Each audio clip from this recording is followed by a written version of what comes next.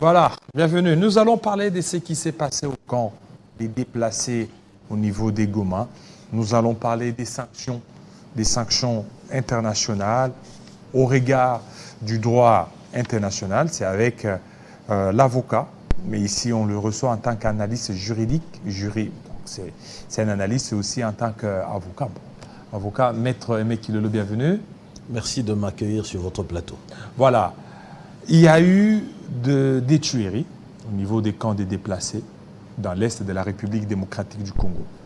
Alors, compte tenu de ce qui s'est passé dans l'est de la RDC, plusieurs voix se sont levées pour condamner les auteurs de ces actes. Il faut qu'ils se défendent devant des juridictions internationales. Êtes-vous d'accord de toutes ces analyses? Bien, je voudrais d'abord, avant tout, avoir une pensée pour ces millions de victimes qui souffrent des affres de la guerre à l'est de la RDC depuis les 2 dernières décennies. Il faut dire que c'est un désastre humain quand on pense à plus de 20 millions de morts durant les 20 dernières années, lorsque l'on pense à plus de 2 500 000 personnes qui se sont déplacées de leur milieu de vie, fouillant évidemment les violences de toutes sortes, parfois des enfants qui se sont retrouvés orphelins, n'arrivant pas à retrouver leur famille, donc c'est des familles totalement déstructurées. Lorsque l'on pense aussi à tout le drame finalement que subissent toutes ces populations, c'est-à-dire que des champs qui sont dévastés, non plus, c'est la famine évidemment qui survient par la suite, c'est des difficultés d'accès aux soins de santé, des difficultés même d'accéder simplement à un logement pour se mettre à l'abri contre des intempéries. C'est le cas de déplacés du camp de Mugunga, oui. Qui, il faut le dire, lorsque l'on parle d'un camp de déplacés, l'on voit évidemment toutes ces victimes, ces femmes, ces enfants, ces hommes qui ont souffert dans leur chair de toutes ces violences que l'on connaît à l'est du pays, mais l'on pense aussi à tout ce qui est nécessaire à leur survie, leurs besoins vitaux, c'est-à-dire l'eau potable, la nourriture, les abris, les médicaments, mais l'on pense aussi à tout le personnel qui vient à leur secours, c'est-à-dire les médecins, les travailleurs humanitaires. Il faut dire que lancer une attaque, des bombardements contre un camp de déplacés, dès lors que c'est fait en connaissance de cause, il s'agit d'une violation flagrante des conventions de Genève qui régissent le droit de la guerre. Il s'agit donc d'un crime de guerre qui peut s'analyser aussi en un crime contre l'humanité et peut-être même voire un crime d'agression. Ceci appelle évidemment un certain nombre de réactions urgentes, parmi lesquelles je dirais au niveau national, premièrement, il appartient d'abord à la justice congolaise. Je pense ici au procureur général près la Cour de cassation, mais aussi à l'auditeur général des forces armées congolaises, qui doivent immédiatement, si ce n'est déjà fait, dépêcher une équipe sur place d'enquêteurs en vue de réunir les premiers indices des crimes pour essayer d'identifier déjà qui sont les suspects, les auteurs matériels au Congo, mais aussi en dehors de notre pays. Quels sont les groupes armés qui sont impliqués? On sait qu'il y a la guerre contre le M23, mais qui sont derrière le M23? C'est-à-dire les États. Nous savons déjà qu'un rapport d'experts des Nations Unies a cité le Rwanda, mais en dehors du Rwanda, quel autre État est derrière, évidemment, les différents groupes armés qui agissent à l'est de notre pays? Et puis, il faut se poser la question de savoir qui, finalement, finance, alimente la prolifération des groupes armés à l'est du pays, au-delà des États que l'on peut citer. À un moment donné, on avait cité aussi l'Ouganda.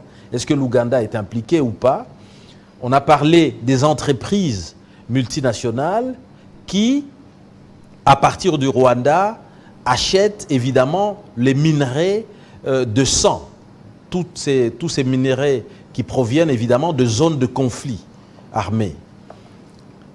Il faudrait immédiatement, rapidement, que les premiers éléments d'indice permettent en tout cas d'établir les responsabilités. Et alors, je pense que la première responsabilité la plus urgente de ces officiers du ministère public, c'est de délivrer un mandat d'arrêt international contre les auteurs les plus importants dans la chaîne des complicités des crimes qui se commettent à l'Est. Je pense par exemple, pourquoi pas, délivrer un mandat d'arrêt international contre le président du Rwanda s'il s'avère que des éléments, les indices sérieux de culpabilité indiquent sa participation. Alors, dans les cas d'espèce, est-ce que la CPI pourrait s'autosaisir en voyant la gravité des crimes sur terrain, ou c'est à la RDC de pouvoir inviter la CPI?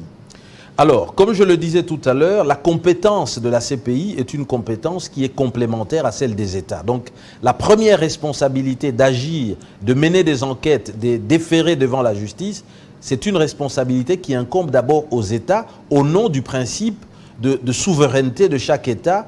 Vous savez que l'administration de la justice fait partie des attributs de la souveraineté des États.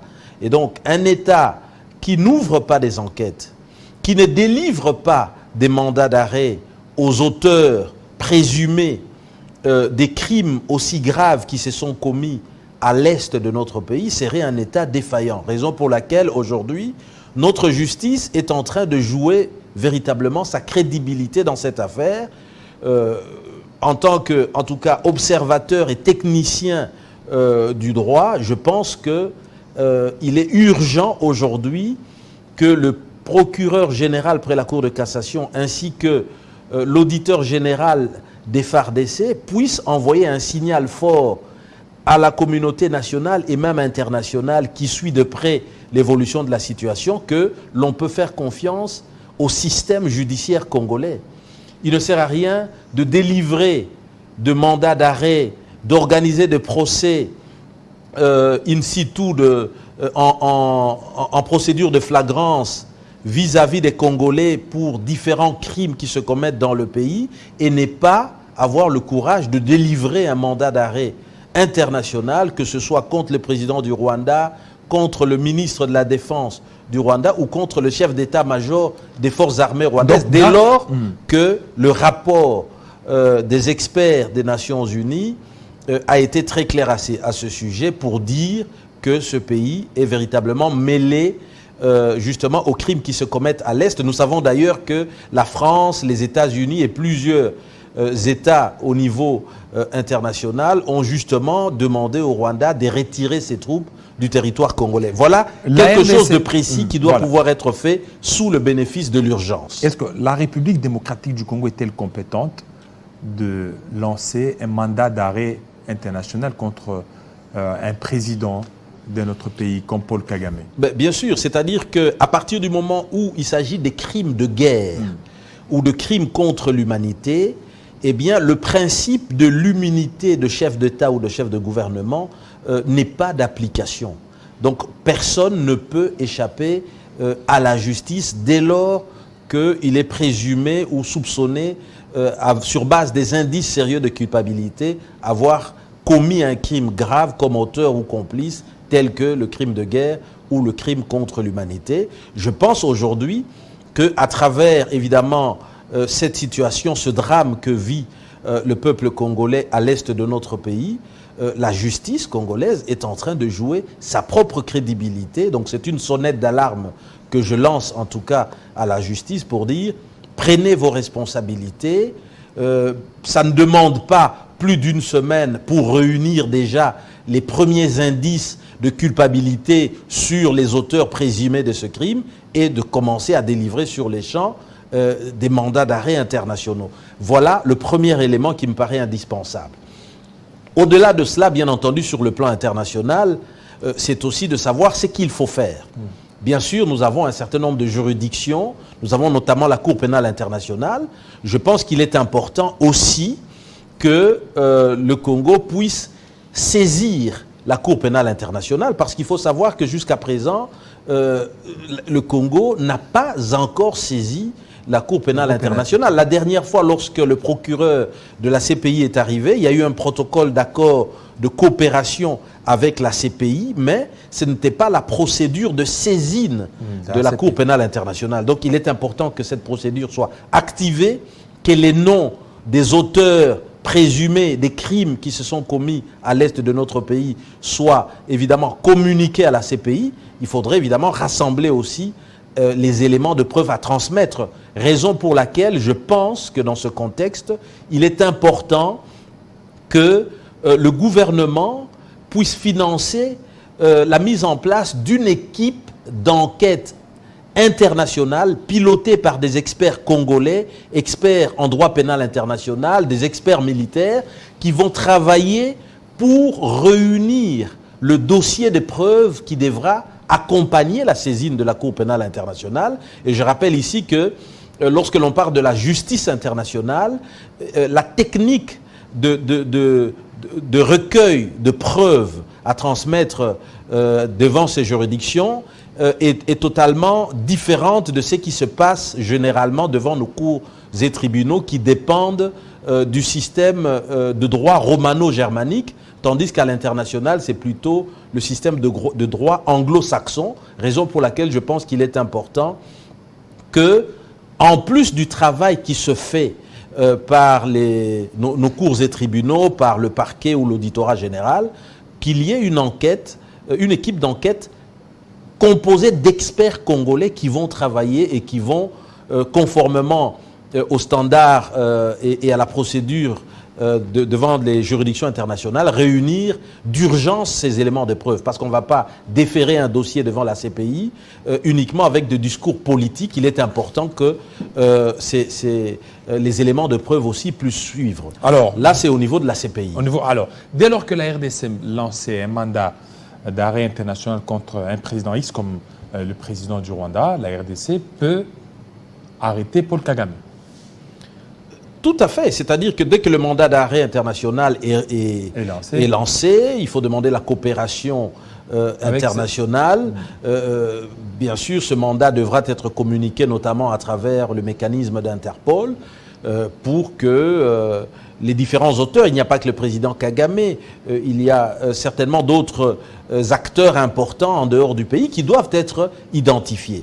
Alors, en attendant évidemment le processus judiciaire qui doit prendre son cours, il est aussi important qu'un certain nombre de sanctions, un régime de sanctions internationales soit mis en place. Mais ça doit se faire à l'initiative du gouvernement congolais. Qu'est-ce qui doit se faire exactement? Eh bien, le Congo doit s'adresser aux Nations Unies, à l'Union européenne, à l'Union africaine, et même de façon individuelle à un certain nombre d'États comme la France, la Belgique, l'Allemagne, le Royaume-Uni, les États-Unis, la Grande-Bretagne, pour demander qu'un certain nombre de sanctions soient prises. Alors je pense essentiellement à des sanctions militaires, c'est-à-dire embargo sur les armes, interdiction à tout État, à toute entreprise, à toute organisation quelconque dans le monde de livrer des armes vers le Rwanda, interdiction même de vendre des armes ou du matériel ou des équipements militaires, interdiction même de faire transiter par le Rwanda de tels équipements. Cela a déjà pour avantage d'isoler militairement le Rwanda et donc de réduire sa capacité militaire par rapport à ce que le Congo subit à l'est de son pays. Là, c'est en ce qui concerne évidemment l'embargo. Mais il y a aussi la possibilité de demander aussi une zone d'exclusion aérienne qui porterait interdiction pour les aéronefs militaires rwandais de circuler dans la zone de Grand Lac pour prévenir justement des bombardements. On peut aussi envisager la possibilité de suspension ou même de cessation de tout accord de défense ou de toute coopération militaire avec le Rwanda. Tout récemment, on a appris qu'il y avait des pays comme la Pologne qui avaient matérialisé des accords de défense avec le Rwanda, ce qui est tout à fait anormal. Il est urgent que, évidemment, la diplomatie congolaise puisse travailler. Je sais qu'il y a une diplomatie qui se fait déjà en place, mais il est important que des experts qui accompagnent le chef de l'État ou le chef de gouvernement puissent amener sur la table des propositions concrètes, parce qu'en allant devant les interlocuteurs internationaux, il faut avoir un discours avec du contenu. Qu'est-ce que l'on demande exactement comme régime de sanctions auprès de tous ces interlocuteurs internationaux? Alors, qu'est-ce qui bloquerait à l'État congolais de pouvoir lancer? Ou bien ce ne sont pas des pesanteurs politiques ou des pesanteurs de la communauté internationale? Je pense aujourd'hui que le Congo doit prendre ses responsabilités pour protéger le peuple congolais, protéger ces millions de Congolais à l'est de notre pays. En plus, évidemment, des sanctions militaires, il faut penser aussi aux sanctions économiques, c'est-à-dire, par exemple, interdiction de commercialiser les minerais, aucun commerce de minerais avec le Rwanda. Interdiction à tout le pays du monde. Aujourd'hui, ce qui se passe, c'est que le minerai qui est pillé en République démocratique du Congo, ramené vers le Rwanda est commercialisé. Mais qui viennent? Ce sont des entreprises multinationales qui viennent acheter au Rwanda. Donc il faudrait qu'il y ait un embargo. Jusqu'à l'heure où je vous parle, il n'existe aucune demande adressée à la communauté internationale pour dire prenez des sanctions ciblées interdisant le commerce des minerais avec le Rwanda. Formulé de cette manière, je n'en ai pas pris connaissance. Deuxièmement, demander aussi le gel des avoirs financiers de toutes les entreprises rwandaises qui facilitent la commercialisation de minerais de sang, mais aussi de toutes les entreprises multinationales qui s'évertuent à acheter, acquérir des minerais qui proviennent de zones de conflit à l'est de notre pays. Voilà des mesures concrètes qui peuvent être demandées en termes de sanctions économiques. Mais évidemment, il y a aussi des sanctions diplomatiques classiques, c'est-à-dire rupture de relations diplomatiques avec le Rwanda. Vous avez vu, par exemple, il y a quelques années, pour un simple bombardement de l'ambassade des États-Unis en Iran, mais combien de pays n'ont-ils pas justement arrêté les relations diplomatiques avec l'Iran? Donc je pense qu'il y a là des demandes qui doivent être faites aussi à ce niveau-là. Voilà, merci beaucoup, Maître Aimé Kilelo, surtout de votre passage et aussi de votre éclaircissement sur cette question qui nécessite beaucoup plus des responsabilités de la part de notre gouvernement. Je vous en prie.